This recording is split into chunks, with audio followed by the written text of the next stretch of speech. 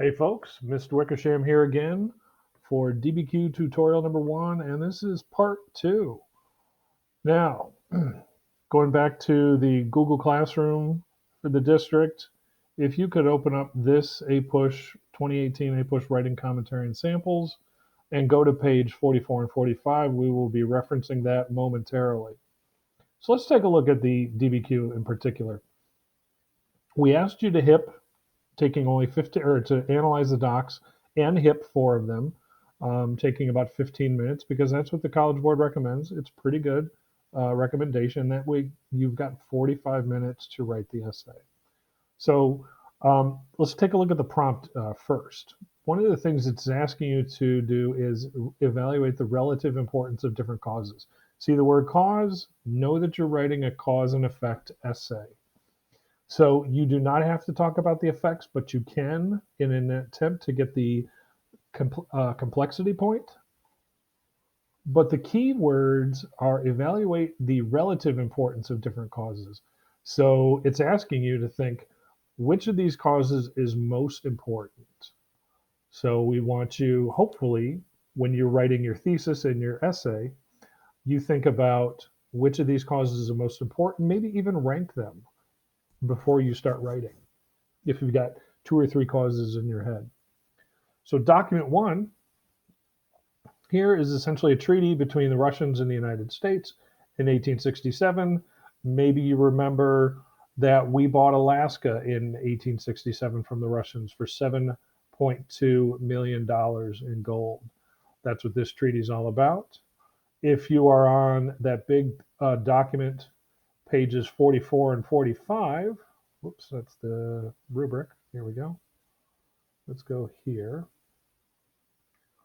Here are the scoring guidelines that the College Board gives us when we are at the AP reading. I forgot to mention in the previous video, I've been doing the AP reading for 4 years, and I've probably graded about 3,000, 3,500 essays over the course of the 4 years at the AP reading, most of them DBQs. So I am sharing with you some of my tips and strategies for how to tackle this.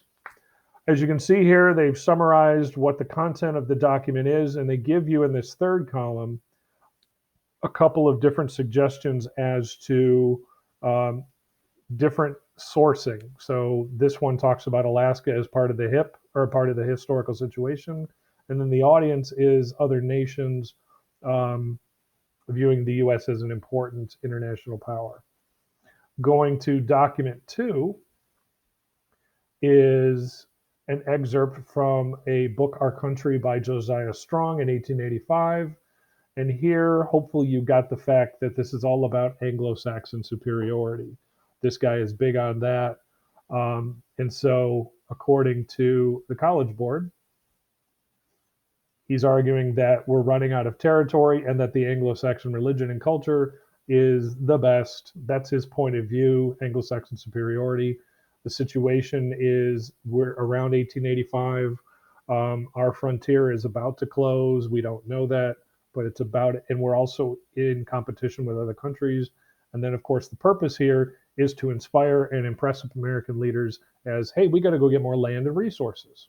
So document 3 is a piece, an excerpt written by Alfred T. Mahan in the interests of America in sea power in 1897. Excuse me. And here he's claiming that Britain's power is because of their strong navy. And he's basically saying, look, America is not there yet. We don't have enough naval power to protect our interests in Latin America and the Caribbean and Central America. And so you see situation here. You can read his point of view. And his purpose is to persuade American leaders to start flexing their muscle, especially the United States Navy. So going to document 4, we can see a cartoon. And this one has been a source of really good discussion for my kids. Well, I hardly know which to take first. You can see the guy on the right is McKinley. It says that right there in his napkin. This is Uncle Sam. And Uncle Sam is trying to figure out which piece of food / island or place that he wants to take next. So That's an important thing to think about. According to the College Board, it is telling us that this is Uncle Sam unsure of what he wants to capture first. Point of view is cartoonists portraying McKinley as serving the interests of American imperialists. So you could read that as maybe an anti-imperialist cartoon, that maybe the cartoonist is against imperialism. The fifth document is John Hay's second open door note, and here he's pushing for America to achieve peace in China, preserving an independent China, and wants to protect all nations' rights to trade there. Free trade is his big thing. An outside information piece or historical situation you could do, Boxer Rebellion. In addition, you also have more about the European powers controlling China as part of the historical situation as well. And then his purpose for this document is to have Americans intervening because of the Boxer Rebellion. So, document 6, another great cartoon. This one is probably also can be seen as maybe anti-imperialism. You see here it's from a satirical magazine in 1901. Maybe you're thinking, okay, 1901, if you remember, that's the time period of the American-Filipino War. Teddy Roosevelt is president.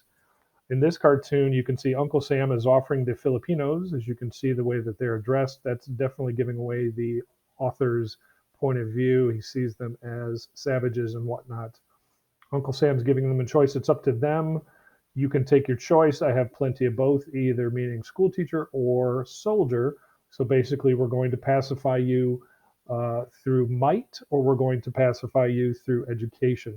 So again, this is kind of reinforcing the Anglo-Saxon superiority kind of thing, an American thing.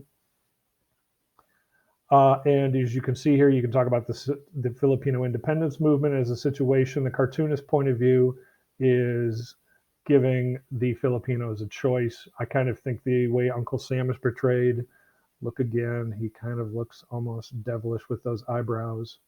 So, and then document 7 is Teddy Roosevelt explaining how America will be exercising an international police power in the Latin American sphere. So as we can see here, he's basically saying that those who oppose action in foreign lands are timid and unmanly, and that it's time for us to get involved and do stuff with these countries because they are falling behind. As you can see, the diplomatic situation, there are countries that have loaned or borrowed money from Europe, and they want to come collect because these countries can't pay them back. So, but it's our turn as America to do this. The point of view is he's an imperialist. Teddy Roosevelt is an unabashed imperialist, and he wants to create stability and prevent foreign countries from coming into the into the Latin American area.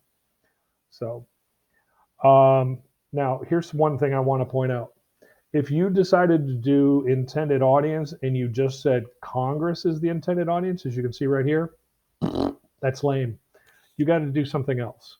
What else is Teddy Roosevelt saying besides just saying it's to Congress? Could you say that this is intended for foreign countries? Is this intended for Latin American countries as well? Explain why. So whenever you do a HIP, tie it back to the thesis. All right.